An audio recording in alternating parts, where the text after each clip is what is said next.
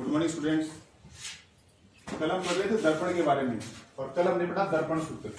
दर्पण सूत्र क्या था अपना? सबसे पहले बता देता हूं दर्पण सूत्र के बारे में। दर्पण सूत्र था अपना 1/f equal to 1/v plus 1/u। यानी जो u v और f के अंदर हमने संबंध ज्ञात किया था u v और f में, वही हमारा क्या था? दर्पण सूत्र था। अब इस सूत्र की सहायता देखो आप u ज्ञात कर सकते हो। अगर आपके पास u नहीं है तो u आपको मिल सकता है। कब मिलेगा? जब v की वैल्यू और f की वैल्यू आपको क्या हो? ज्ञात। यानी इन तीन में से कोई भी दो वैल्यू आपके पास ज्ञात हो तो तीसरी अज्ञात वैल्यू है वो हम ज्ञात कर सकते हैं। यानी यहां से हम दूरी निकाल सकते हैं, प्रतिबिंब दूरी निकाल सकते हैं, बिंब दूरी निकाल सकते हैं और फोकस दूरी निकाल सकते हैं। लेकिन कई बार आपको क्या पूछ लेता है? प्रतिबिंब का आकार बताओ कि प्रतिबिंब है वो किस आकार का होगा। प्रतिबिंब का आकार यानी प्रतिबिंब है वो वस्तु से छोटा बनेगा या वस्तु से बड़ा बनेगा। यानी इसके लिए हमें क्या करना पड़े? इस सूत्र से तो हमें आकार का पता नहीं चलता। इस सूत्र से तो हम ये बता सकते हैं कि वस्तु है वो कहां रखी है, दर्पण से कितनी दूरी पर रखी है, कितनी दूरी पर उसका प्रतिबिंब आपको मिलेगा, जो दर्पण हमने काम में लिया उसकी फोकस दूरी क्या है, ये तो हम ज्ञात कर सकते हैं। लेकिन प्रतिबिंब का आकार आपसे पूछ ले, या फिर मैं ये कह सकता हूं कि प्रतिबिंब की प्रकृति आपसे पूछ ले, प्रतिबिंब की प्रकृति क्या होगी, इन दोनों की बात अगर हम करते हैं तो परीक्षा में देखो एक प्रश्न आता है जिसमें एक नंबर का तो ये आता है, एक नंबर का आकार आता है और एक नंबर की प्रकृति आती है। ठीक है, पूरा का पूरा न्यूमेरिकल आपको मिलता है, उसमें इन तीनों में से कोई एक वैल्यू ज्ञात करवाता है, प्रतिबिंब का आकार पूछता है और प्रतिबिंब की प्रकृति पूछता है। ये हम ज्ञात कर लेते हैं और ये हमने 10वीं क्लास में ज्ञात भी किया। यूवी और एफ में कोई दिक्कत नहीं है। चिन्ह नियम याद करो, u प्लस कब होता है, v कब होता है, f कब होता है, माइनस कब होते हैं, प्लस कब होते हैं, चिन्ह नियम याद कर लोगे आराम से मिलेगा। लेकिन बाकी के जो दो नंबर है 3 नंबर में से वो 2 नंबर ये देंगे। ये मैं इसलिए बता रहा हूं क्योंकि एक टॉपिक हमारा चल रहा है दर्पण का रैखिक आवर्धन एम मैग्निफिकेंस, इसको हम एम से शो कर देते हैं। ठीक है, आकार आपको ज्ञात करना है, प्रकृति आपको निकालनी है, तो आपको पता होना चाहिए कि रैखिक आवर्धन क्या होता है। ठीक है, रैखिक आवर्धन क्या होता है इसका पता आपको होना चाहिए। ठीक है, तो इसके लिए हमें ज्ञात करते हैं रैखिक आवर्धन का फॉर्मूला। पहले तो इसका आप सूत्र याद रखो। रैखिक आवर्धन जो होता है दर्पण का रैखिक आवर्धन, आवर्धन का मतलब होता है बड़ा छोटा कैसा बनेगा, रैखिक आवर्धन। रैखिक आवर्धन का जो सूत्र होता है वो होता है प्रतिबिंब की ऊंचाई, प्रतिबिंब की ऊंचाई। यानी प्रतिबिंब है वो किस आकार का बनेगा, बटा होती है बिंब की ऊंचाई। बटा में क्या आता है? बिंब की ऊंचाई। यदि प्रतिबिंब की ऊंचाई को हम बिंब की ऊंचाई से डिवाइड कर देते हैं, भाग दे देते हैं, तो हमें क्या मिल जाता है? रैखिक आवर्धन। रैखिक आवर्धन को हम लिखते हैं एम से। ठीक है, तो एम इक्वल टू प्रतिबिंब की ऊंचाई। प्रतिबिंब की ऊंचाई देखो आप h2 भी मान सकते हो, h डैश भी मान सकते हो, आप पे डिपेंड करता है। प्रतिबिंब की ऊंचाई क्या होगी? h2। बिंब की ऊंचाई क्या होगी? h1। तो ये किसका सूत्र हो गया? रैखिक आवर्धन का। लेकिन एक चीज आप ध्यान रखना, आपको परीक्षा के अंदर हाइट नहीं देता कभी, न तो प्रतिबिंब की ऊंचाई आपको मिलती है न बिंब की ऊंचाई आपको मिलती है, जबकि हमारा सूत्र तो ऊंचाई के रूप में आता है। तो इसको हमें क्या करना पड़ता है? चेंज करना पड़ता है। इसी सूत्र का जो दूसरा रूप है वो ये होता है, देखो एम इक्वल टू, ये जो प्रतिबिंब की ऊंचाई है ये ज्ञात नहीं होती, इसकी जगह हम प्रतिबिंब की दूरी काम में लेते हैं। यानी क्या काम में लेते हैं? v काम में लेते हैं। ठीक है, बटा बिंब की ऊंचाई की जगह हम बिंब की दूरी काम में लेते हैं, और बिंब की दूरी क्या होती है? u।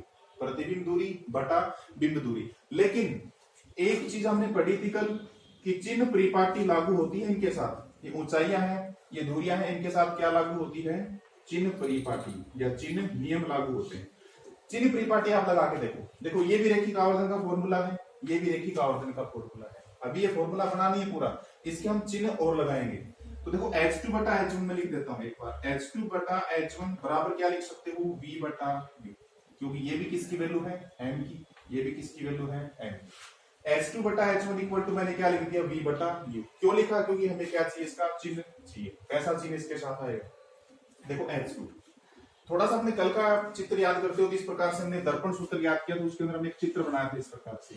ठीक है, यहाँ पे वस्तु थी, इधर उसका क्या मिल रहा था? प्रतिबिंब। एक चिन्ह परिपाटी मैंने नियम बताया था, 5वां नियम जो था वो ये था कि मुख्य अक्ष के ऊपर की जो हाइट होगी वो तो क्या होगी? प्लस की, नीचे की जो हाइट होगी वो क्या होगी? माइनस की। ठीक है, बिंब दूरी यानी यू हमेशा ही क्या होता है, नेगेटिव, क्योंकि वस्तु हमेशा किधर रखी जाती है, बाईं ओर रखी जाती है। ठीक है, तो देखो चिन्ह नियम लगाएं। H2 किसकी ऊंचाई है, प्रतिबिंब की। प्रतिबिंब देखो ऊपर वाला है या नीचे वाला है, ये तो बिंब है, ये क्या है, प्रतिबिंब। A डैश B डैश जो हमको मिल रहा था, तो इसके साथ चिन्ह क्या आएगा, H2 के साथ माइनस, मुख्य अक्ष के नीचे। H1 वस्तु हमेशा मुख्य अक्ष के ऊपर रखी जाती है, मुख्य अक्ष जो भी है, जैसे मान लो मैंने इस वस्तु को यहाँ रख दिया, तो ये निश्चित रूप से किसके ऊपर रखी है, मुख्य अक्ष के ऊपर रखी है। ठीक है, तो मुख्य अक्ष के ऊपर की जो ऊंचाई होगी वो सारी की सारी क्या होंगी, प्लस होंगी। इधर देखो v होती है प्रतिबिंब दूरी। ध्यान से देखो इस डायग्राम को, v किधर मिलेगा, प्रतिबिंब दूरी किधर होगी, यही तो होगी। दर्पण के ध्रुव से प्रतिबिंब की दूरी क्या कहलाती है, प्रतिबिंब दूरी v। बाईं तरफ की दूरी है क्या आएगी, माइनस। u हमेशा ही माइनस होता है क्योंकि वस्तु हमेशा बाईं ओर रखी जाती है। ठीक है, ये भी माइनस हो गया। ठीक है, इस माइनस से ये माइनस कैंसिल हो जाएगा, ये माइनस मैं इधर लिख देता हूं, तो इधर क्या जाएगा, H2 बटा H1। ये माइनस में इसके साथ लिख देता हूं, माइनस v बटा, ठीक है, H2 बटा H1 बराबर क्या आ गया, माइनस v बटा u, और H2 बटा H1 यानी प्रतिबिंब की ऊंचाई बटा बिंब की ऊंचाई क्या होता है, दर्पण का रैखिक आवर्धन, यानी इसको हम क्या लिख सकते हैं, m लिख सकते हैं। तो ये क्या हो जाएगा, m इक्वल टू क्या है, माइनस v बटा, ये किसका फॉर्मूला हो गया, दर्पण के रैखिक आवर्धन। ठीक है, एक बार दोबारा देख लीजिए, सूत्र तो यही होता है दर्पण के रैखिक आवर्धन का। प्रतिबिंब की ऊंचाई को अगर हम बिंब की ऊंचाई से भाग दे देंगे, प्रतिबिंब जिसकी ऊंचाई का बनता है, आपको कई जगह h डैश भी मिल सकता है, बिंब की ऊंचाई क्या मिल सकती है, h, कोई फर्क नहीं पड़ता। हमने क्या मान ली, H2, बिंब की ऊंचाई क्या मान ली, H1। ठीक है, अब देखिए H2 और H1 के रूप में हमारे पास कोई फॉर्मूला नहीं होता है। ठीक है, यानी जो न्यूमेरिकल आपको देता है वो H2 और H1 के रूप में नहीं मिलता आपको। लगभग 99% चांस होते हैं कि वो v और u के रूप में आपको मिलता है। v बिंब दूरी आपको मिल जाती है, v यानी प्रतिबिंब दूरी आपको मिल जाती है।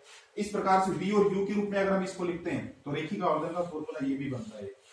ठीक है, इन दोनों की हम कंपैरिजन करते हैं। बिंब की ऊंचाई की जगह बिंब की दूरी लिख दिया, प्रतिबिंब की ऊंचाई की जगह प्रतिबिंब की दूरी, बिंब की ऊंचाई की जगह बिंब की दूरी। अब चिन्ह परिपाटी देखो लागू होगी, दर्पण है, लेंस हो चाहे आगे लेंस भी हम पढ़ेंगे, दर्पण के साथ हमेशा चिन्ह परिपाटी लागू होती है क्योंकि इसके अंदर डायरेक्शन होती है, प्रकाश की दिशा होती है। प्रकाश अगर इस दिशा में आपकी तो रहा है प्लस हो जाएगा, इस दिशा में अगर आ रहा है माइनस हो जाएगा। सदिश राशि होगी, सीधा समझ ये दिशा का ज्ञान हमें यहाँ मिलता है, इसलिए हम चिन्ह भी काम में लेंगे, प्लस या माइनस। चिन्ह परिपाटी हम लागू करेंगे, H2 माइनस होगा, दिखाई दे रहा साफ साफ, प्रतिबिंब मुख्य अक्ष के नीचे है। H1 प्लस होगा, बिंब मुख्य अक्ष के ऊपर है।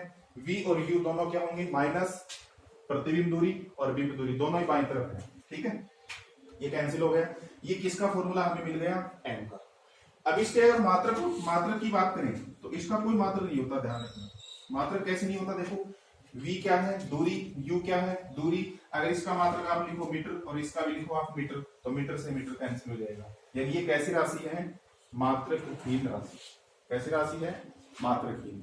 और जो मात्रकहीन राशि होती है वो कैसी होती है, विमाहीन। जिस राशि का कोई मात्रक नहीं होता उस राशि की कोई विमा भी नहीं होती। ठीक है, क्योंकि विमा एक प्रकार से मात्रक पद्धति को दर्शाने के लिए काम में लिया जाता है। ठीक है, तो ये हमारा हो गया रैखिक आवर्तन। अब इसमें याद रखने वाली जो चीज है वो मैं यहाँ लिख रहा हूँ, जो आपके सबसे ज्यादा काम में आएगी। सूत्र भी याद रह जाएगा, ये सूत्र आपको याद रखना है बस। दर्पण का रैखिक आवर्तन m इक्वल टू क्या होता है, माइनस v बटा u। याद रखने वाली जो चीज है वो यहाँ देखो, सबसे इंपॉर्टेंट जो परीक्षा में आपको पूछेगा उसका आंसर यहीं से मिलेगा।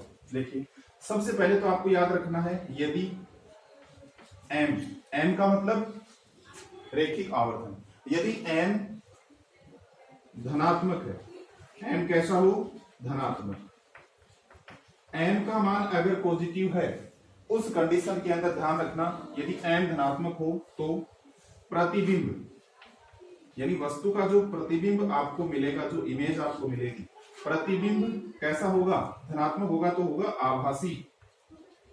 अगर m का मान क्या हो, प्लस हो, तो प्रतिबिंब क्या होगा, आभासी होगा। और जो भी प्रतिबिंब आभासी होता है, एक चीज और याद रखना इसके साथ, आभासी होता है वो हमेशा कैसा प्रतिबिंब मिलता है, हमें सीधा मिलता है। क्या हो गया पहला, यदि m धनात्मक है यानी m का मान आपको प्लस में मिल जाता है, यहां मान रखोगे, v का रखोगे, u का रखोगे, चिन्ह के साथ रखना, ध्यान रखना। v अगर माइनस है तो माइनस रखो v का मान, v अगर प्लस है यानी प्रतिबिंब दाईं तरफ मिल गया आपको तो v प्लस हो जाएगा, u हमेशा ही माइनस होता है। ठीक है, इसमें रखोगे बाई चांस m का मान प्लस आ जाता है और मिलेगा आपको लगभग उत्तल दर्पण के अंदर आपको प्लस मान मिलेंगे सारे। तो m का मान अगर आपको धनात्मक मिल जाता है तो वो प्रतिबिंब कैसा होगा, आभासी और सीधा। और ये जो है ये प्रतिबिंब की क्या है, प्रकृति।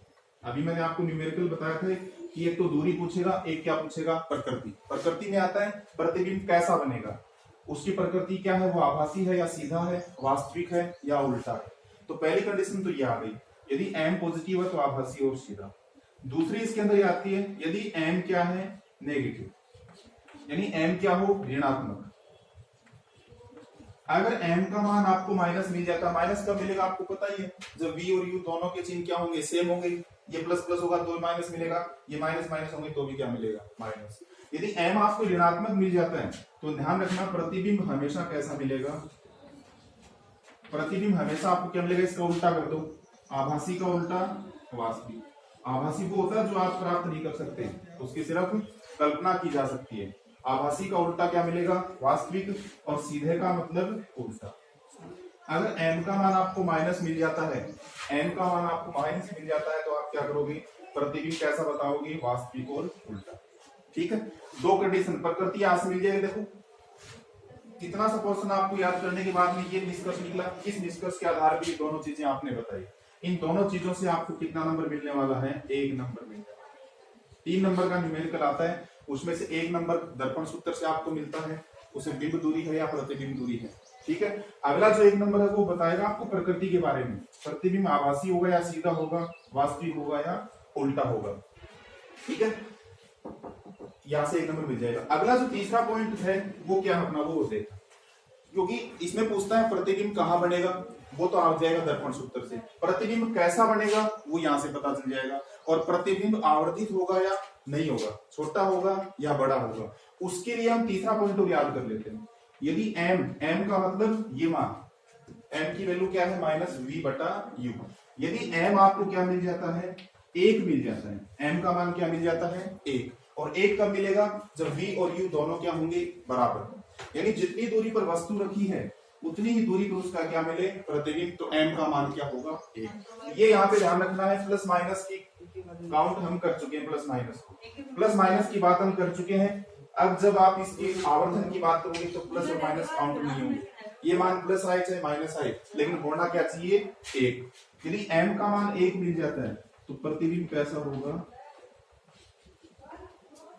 प्रतिबिंब वस्तु या बिंब वस्तु के आकार का होगा। यदि m का मान हमें मिल जाता है 1, माइनस प्लस, मैं फिर बता रहा हूं माइनस प्लस का इसमें कोई रोल नहीं है, माइनस प्लस सिर्फ प्रकृति को बताएंगे, प्लस आ जाता है तो ऐसी प्रकृति होगी, माइनस होगा तो ऐसी प्रकृति होगी। लेकिन माइनस के साथ आता क्या है, 1 आ जाता है, या प्लस के साथ 1 आ जाता है, तो 1 आ जाता है तो प्रतिबिंब और वस्तु दोनों के आकार क्या होंगे, बराबर। जैसे मैं कह देता हूं कि हमारे पास 2.5 सेंटीमीटर की मोमबत्ती है, उसका प्रतिबिंब दर्पण से हमें 2.5 सेंटीमीटर का मिलता है, निश्चित रूप से m की वैल्यू क्या होगी, उसके लिए 1 होगी। ठीक है, अगला जो पॉइंट आपको याद रखना है, यदि m का मान मिल जाता है आपको 1 से बड़ा, 1 से बड़ा मिलने का मतलब 1 से बड़े मान की पहचान यही होती है, पॉइंट से स्टार्ट नहीं हो, दशमलव से स्टार्ट नहीं हो। जैसे 1.2 आ गया, 1.3 आ गया, 2 आ गया, 4 आ गया, 6 आ गया, जो भी आ गया। अगर m का मान 1 है तो प्रतिबिंब कैसा मिलेगा, वस्तु से बड़ा। प्रतिबिंब कैसा मिलेगा, वस्तु से बड़ा। ठीक है, तीसरा इसी के अंदर यदि m का मान 1 से छोटा, 1 से छोटा मतलब ये नहीं कि माइनस आ गया तो 1 से छोटा हो गया, नहीं, सिर्फ मान। मैं फिर बता रहा हूं, माइनस तो माइनस प्लस तो ये दोनों चीजें बताएंगे, उसके बाद जो बचेगा वो ये चीजें बताएंगे। ठीक है, m का मान 1 से छोटा होने का मतलब जैसे मिल गया 0.4, 0.6, 0.9, तो ये 1 से छोटा हो जाएगा, तो प्रतिबिंब वो वस्तु से क्या मिलेगा, छोटा मिलेगा। प्रतिबिंब क्या मिलेगा, वस्तु से छोटा मिलेगा। ठीक है, ये चीजें आपको याद रखनी है। 1 नंबर आपको यहां से मिल जाता है, 1 नंबर आपको यहां से मिल जाता है। और ये जो ऐसी चीजें हैं जो क्वेश्चन को देखते आप बता सकते हो, ये 2 नंबर है, क्वेश्चन को देखते आपको पता चल जाएगा कि प्रतिबिंब है वो कैसा मिलेगा, किस आकार का प्रतिबिंब मिलेगा, वस्तु के बराबर मिलेगा, छोटा मिलेगा या बड़ा मिलेगा। ठीक है, इसमें कंफ्यूज मत हो जाना। जैसे मैं कह देता हूं m का मान क्या आ गया, -4 आ गया, मान लो किसी का m का मान क्या जाता है, -4 आ जाता है। -4 आने का मतलब ये नहीं कि 1 से छोटा मान है, माइनस, क्योंकि माइनस सिर्फ क्या बताएगा, इनको बताएगा। ठीक है, माइनस को हमने काउंट कर लिया, बचा क्या 4। वो 4 अब इनमें से देखो, 4 का मतलब m ग्रेटर देन 1 है, ग्रेटर देन 1 इसका मतलब प्रतिबिंब वस्तु से क्या मिलेगा, बड़ा। और एक चीज और पूछ लेता, कितना गुना बड़ा मिलेगा, जो भी मान है उतने ही गुना बड़ा मिलेगा। जैसे मैं कहता हूं 4 तो कितना गुना बड़ा मिलेगा, 4 गुना। ठीक है, मैं कहता हूं कि 10 सेंटीमीटर आकार की कोई वस्तु है और उसका आवर्धन 4 है, तो वो कितने आकार का प्रतिबिंब मिलेगा, 4 गुना, यानी 40 सेंटीमीटर। ठीक है, ये आपको याद रखने, ये पॉइंट बहुत इंपॉर्टेंट है। आपको पीडीएफ में मिल जाएगी इसकी, उस पीडीएफ से आप इसको देख लेना, स्क्रीनशॉट लेना इसका। ठीक है, अलग से। ये तो अपने दर्पण के रेखिक आवर्धन की बात हो गई। कल हमने जो पढ़ा था वो दर्पण सूत्र था। अब इस पे आधारित हम एक न्यूमेरिकल में आपको लिखवा रहा हूँ, वो न्यूमेरिकल सोल्व करके देखेंगे। पूरा का पूरा है, आवर्धन भी क्लियर हो जाएगा, प्रकृति भी क्लियर हो जाएगी और इसका आकार भी क्लियर हो जाएगा। तो इसके लिए न्यूमेरिकल लिखता हूं।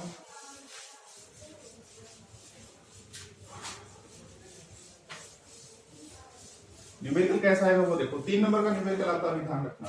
और न्यूमेरिकल चैप्टर में से 2 आते हैं, एक 3 नंबर का और एक 1 नंबर का। 1 नंबर का न्यूमेरिकल कहां से आएगा वो भी बताएंगे, आगे आएगा। देखिए क्या मिलेगा आपको क्वेश्चन। क्वेश्चन आपको इस प्रकार से मिलेगा, 4 सेंटीमीटर आकार की कोई वस्तु, कोई भी वस्तु हो सकती है, कोई वस्तु, आगे दर्पण का नाम आपको मिलेगा, अवतल दर्पण है या उत्तल दर्पण है, जो भी है, वस्तु अवतल दर्पण से 4 सेंटीमीटर आकार की कोई वस्तु अवतल दर्पण से 20 सेंटीमीटर की दूरी पर स्थित है, 20 सेंटीमीटर की दूरी पर स्थित। यहाँ पे देखो कंफ्यूज होने की जरूरत नहीं है, ये क्या है और ये क्या है, समझ गए होंगे आप। ठीक है, क्वेश्चन को बार बार पढ़ोगे समझ में आ जाएगा कि 4 क्या है और 20 क्या है। हो सकता है दोनों वैल्यू भी आपको एक साथ काम में आ जाए, हो सकता है एक ही वैल्यू आपको इसमें से काम में आए, वो पूरे क्वेश्चन पे डिपेंड करेगा पूरा होने के बाद। तो 4 सेंटीमीटर आकार की कोई वस्तु अवतल दर्पण से 20 सेंटीमीटर की दूरी पर स्थित है तथा वस्तु का प्रतिबिंब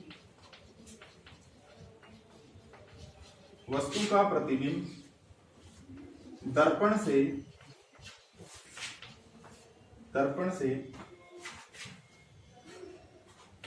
20 सेंटीमीटर की दूरी पर,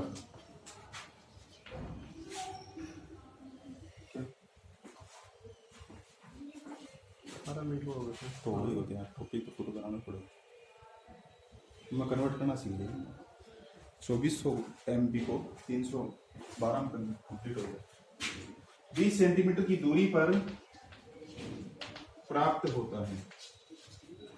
ठीक है, 4 सेंटीमीटर आकार की कोई वस्तु अवतल दर्पण से 20 सेंटीमीटर की दूरी पर स्थित है तथा वस्तु का प्रतिबिंब दर्पण से, देखो ये ध्यान रखना, ये दोनों बहुत इंपॉर्टेंट चीज है। कई बार वस्तु से इतनी दूरी पर मिलता है और कई बार बता देता है दर्पण से इतनी दूरी पर मिलता है। दूरियां हमेशा दर्पण से काउंट होती हैं, याद रखना, उसके ध्रुव से 20 सेंटीमीटर की दूरी पर प्राप्त होता है। तो पूछेगा क्या, वो देखो ये क्वेश्चन कंप्लीट हो गया। तो दर्पण की फोकस दूरी स्मॉल f होती है ना, दर्पण की फोकस दूरी ज्ञात करनी है एक तो आपको। ठीक है, और क्या पूछेगा, ये 1 नंबर का पार्ट हो गया यहाँ। ठीक है, इतना ही क्वेश्चन आपसे पूछेगा तो नंबर मिलेगा 1। आगे देखो, आगे पूछेगा प्रतिबिंब की प्रकृति पूछेगा। तीसरा क्या पूछेगा, तथा प्रतिबिंब का आकार की जगह आपको आवर्धन भी लिखा मिल सकता है, एक ही बात। ठीक है, ज्ञात कीजिए। क्वेश्चन क्या है, 4 सेंटीमीटर आकार की कोई वस्तु अवतल दर्पण से 20 सेंटीमीटर की दूरी पर स्थित है तथा वस्तु का प्रतिबिंब दर्पण से मिल रहा है, 20 सेंटीमीटर की दूरी पर प्राप्त होता है। तो दर्पण की फोकस दूरी, प्रकृति और आवर्धन बताओ। दर्पण की फोकस दूरी क्या होगी, प्रतिबिंब की प्रकृति क्या होगी और प्रतिबिंब का आकार क्या होगा, वस्तु से बड़ा होगा, छोटा होगा या बराबर होगा, ये बताना है। ठीक है, इसमें देखो ये चीज आपको दे रखी है, ये वस्तु की ऊंचाई h1 है, कहीं काम में नहीं आने वाली, h1 कहीं काम में नहीं आने वाली। अगर वो ये कह देता है कि कोई वस्तु, यहां से क्वेश्चन स्टार्ट हो जाता है, कोई दिक्कत नहीं है, क्वेश्चन वही है सेम। ठीक है, ये कंफ्यूज करने के लिए देते हैं, कई बच्चे इसको u मान लेते हैं, ये u नहीं है। ठीक है, u वो है। ठीक है, तो पहले तो इसको छांटो। देखो, अवतल दर्पण से वस्तु की दूरी कहलाती है बिंब दूरी, और बिंब दूरी को किससे लिखा जाता है, u से। u का मान क्या दे रखा है, 20। एक बार मान लिखो, फिर और भी बात बताऊंगा। 20 सेंटीमीटर है तो सेंटीमीटर, मीटर में दे देता है तो भी कन्वर्ट कर लेना सेंटीमीटर में। तथा वस्तु का प्रतिबिंब दर्पण से प्रतिबिंब की दूरी कहलाती है प्रतिबिंब दूरी, यानी v। एक मिनट, ये 20 बराबर हो गया, इसको है ना 10 कर लीजिए। v का मान क्या हो गया 20 सेंटीमीटर। आगे कहता है दूरी पर प्राप्त होता है तो फोकस दूरी ज्ञात करो। एक तो आपको क्या चाहिए, f का मान चाहिए। दूसरा क्या चाहिए आपको, प्रकृति और आकार। प्रकृति और आकार का पता आपको चलेगा आवर्धन से, m की वैल्यू से। ये चीज अगर आपको पता चल गई तो क्वेश्चन बिल्कुल आसान हो गया। अगर आपको पता चल गया कि हमें ज्ञात क्या करना है और दे क्या रखा है, तो हम आराम से इसको सोल्व कर सकते हैं। अब बात ये आती है दर्पण कौन सा है। दर्पण कौन सा है, अवतल। अवतल दर्पण के लिए सारी की सारी दूरियां माइनस होती है, u भी माइनस होता है। दर्पण में तीन ही दूरियां होती हैं, u होता है, v होता है, f होता है। अवतल दर्पण अगर दे रखा है तो सारी की सारी दूरियां क्या होती है, नेगेटिव। ठीक है, अगर उत्तल दर्पण दे रखा है तो केवल और केवल बिंब दूरी माइनस होगी। बिंब दूरी तो हमेशा ही माइनस होती है। अगर इसकी जगह उत्तल दर्पण आ जाता तो u माइनस लेते, v प्लस लेते, f प्लस का आता। ठीक है, दर्पण कौन सा है, अवतल। u माइनस होगा, v भी माइनस होगा, सारे की सारे माइनस होंगी। जो वैल्यू दे रखी उन्हीं के साथ हम चिन्ह लगा सकते हैं, जो नहीं दे रखी उसके साथ चिन्ह हम नहीं लगा सकते। ये कैसे मिलेगी, ये आगे की बात है। ठीक है, यहाँ पे कोई चिन्ह नहीं लगा सकते। u का मान माइनस हो गया, v का मान क्या हो गया माइनस, क्योंकि दर्पण कौन सा है, अवतल। f निकालना है, दर्पण है तो f किससे निकलेगा, सीधी सी बात है। कौन सा फॉर्मूला लगेगा, दर्पण सूत्र। दर्पण सूत्र से, दर्पण सूत्र लिख लो। दर्पण सूत्र है 1/f equal to 1/v plus 1/u। f निकालना है, v निकालना होता तो v को एक साइड में रख लेते, f को दूसरी साइड भेज देते। u निकालना होता तो u को एक साइड रख लेते, f को दूसरी साइड भेज देते। ठीक है, आपको f ही चाहिए, रख लो 1/f इक्वल टू 1/v, और v की वैल्यू -10 रखो, -10। सॉरी, v की -10 नहीं है, -20। फिर चिन्ह किसका है, प्लस। u की वैल्यू क्या है, -10, 1/-10। ठीक है, ये प्लस है, ये माइनस है, माइनस हो जाएगा तो 1/f इक्वल टू -1/20 और -1/10। इसका एलसीएम ले लो। एलसीएम क्या आएगा, 20। एलसीएम लेके आप इसको सोल्व करोगे, एलसीएम तो आप ले ही सकते हो। एलसीएम लेके आप इसको सोल्व करोगे तो -3/20 आएगा। 1/f इक्वल टू क्या आएगा, -3/20। 20 लघुत्तम लोगे, यहाँ पे आ जाएगा 1, यहाँ पे आ जाएगा 2, 1 और 2 जाएंगे 3, -12। ठीक है, ये ध्यान रखना 1/f है, आपको क्या चाहिए, f।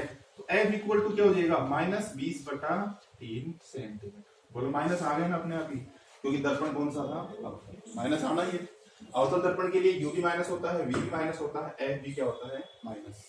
ठीक है, कई बार क्वेश्चन में f का मान प्लस दे देता है तो हमें माइनस करना ही पड़ेगा अवतल दर्पण के लिए, उत्तल के लिए प्लस ही रखना है। ठीक है, तो एक आंसर तो आपको ये मिल गया, यानी यहाँ पे आपको कितना नंबर दे दिया उसने, 1 नंबर। यहां तक का क्वेश्चन आपने सोल्व कर दिया, दर्पण की फोकस दूरी। और यहाँ तक क्वेश्चन सोल्व करके हम छोड़ देते हैं, क्योंकि आगे हम पढ़ते ही नहीं है। क्वेश्चन 3 नंबर का होता है, मिलता क्या है, 1, इसीलिए मिलता है। आगे की जो बात है वो बहुत ज्यादा इंपॉर्टेंट है और बिल्कुल छोटी है। 1 नंबर में आपने जितना ये काम किया उतना 2 नंबर में है ही नहीं। आगे के 2 नंबर है वो इतने आपको करना ही नहीं, इतना काम 2 लाइन की बात है। आगे आपको क्या चाहिए, प्रकृति। प्रकृति के लिए आप क्या निकाल लो, n इक्वल टू क्या होता है, -v/u। दर्पण के रेखिक आवर्धन का सूत्र होता है n equal to -v/u। H2/H1 का फॉर्मूला हमने क्यों नहीं लिखा, क्योंकि H1 तो हमारे पास है, H2 नहीं है, इसलिए हमने कौन सा फॉर्मूला काम में लिया, -v/u। मान रखो माइनस, v का मान क्या है, इधर आओ, v का मान क्या है, -20। चिन्ह से लिखो, -20। u का मान क्या है, -10, माइनस। ठीक है, इस माइनस से माइनस कट जाएगा, n की वैल्यू क्या आएगी, -2। n की वैल्यू क्या आई, -2। बस हो गया क्वेश्चन सोल्व। m को देख के अब इसके बारे में बता दो, प्रकृति कैसी है। अच्छा, m कैसा मिला आपको, प्लस मिला या माइनस मिला, प्रकृति का पता चलेगा चिन्ह से। m कैसा है, नेगेटिव। m नेगेटिव है, आता है नेगेटिव है तो प्रतिबिंब कैसा मिलता है हमें, वास्तविक और उल्टा। ये काम हो गया, प्रतिबिंब कैसा मिला, वास्तविक और उल्टा। आपने यहां तक कर दिया, 1 नंबर हो गया। ठीक है, अगला क्या बचता है, आकार और आवर्धन। आकार का पता भी हमें m से चलेगा। m की वैल्यू देखो, चिन्ह मत देखो, m का मान देखो बस। m का मान क्या है, 2। m बराबर 2, m बराबर 2 होने का मतलब क्या हुआ, m ग्रेटर देन 1। और m अगर 1 से बड़ा है तो प्रतिबिंब कैसा मिलेगा, वस्तु से बड़ा, वस्तु से बड़ा। और बड़ा भी कितना मिलेगा, देखो क्या है इसका मान 2, तो कितना बड़ा मिलेगा, 2 गुना। ठीक है, तो ये जो दर्पण सूत्र था और रेखिक आवर्धन था, इसकी सहायता से हम 3 नंबर का पूरा क्वेश्चन है वो सोल्व करते हैं। जिस प्रकार से दर्पण के क्वेश्चन हम सोल्व कर रहे हैं, ऐसा कैसा आगे आपके लेंस टॉपिक आएगा, उस लेंस के अंदर भी ऐसे ही होगा। लेंस के अंदर भी वही चिन्ह होते हैं जो दर्पण के लिए लागू होते हैं। जैसे दर्पण के अंदर अवतल दर्पण में 3 माइनस होते हैं, ऐसे ही अवतल लेंस के अंदर 3 माइनस होते हैं। वो आगे की बात है, दोबारा बता देंगे चिन्ह परिपाटी आपको। आवर्धन का फॉर्मूला थोड़ा सा चेंज होगा, वहां पे यहाँ पे क्या आता है, एम का मान माइनस आता है, वहां पे एम का मान क्या आता है, प्लस वी बटा यू। ये आगे जब हम लेंस पढ़ेंगे, अपवर्तन पढ़ेंगे तब आएगा, अभी परावर्तन की घटनाएं चल रही है। तो देखो 1 नंबर का क्वेश्चन यहाँ से सोल्व हमने कर दिया, 1 नंबर का यहाँ से हो गया 2, और 1 नंबर का ये हो गया। ठीक है, ये यहाँ तक 1 नंबर का हो गया, इसके आगे पूरा का पूरा पोर्शन 2 नंबर का। ठीक है, थैंक यू।